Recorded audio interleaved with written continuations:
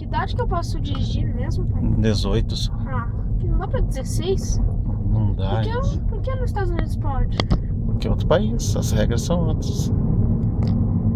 Devagar.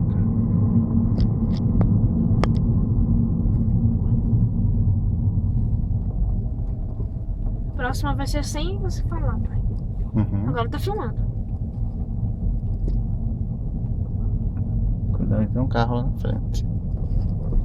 Isso eu já vi.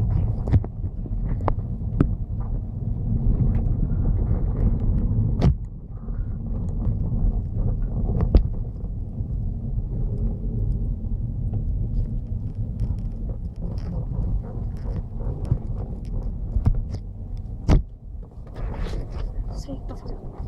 Quase bateu. Enfim.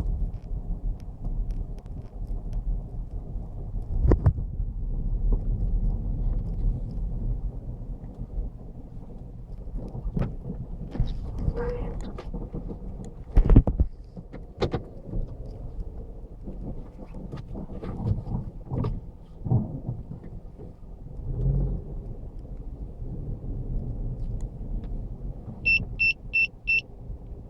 Quando apita, você para.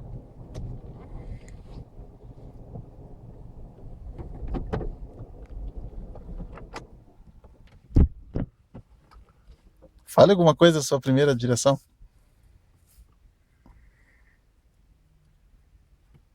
Foi me tirado. Aí, seu mané.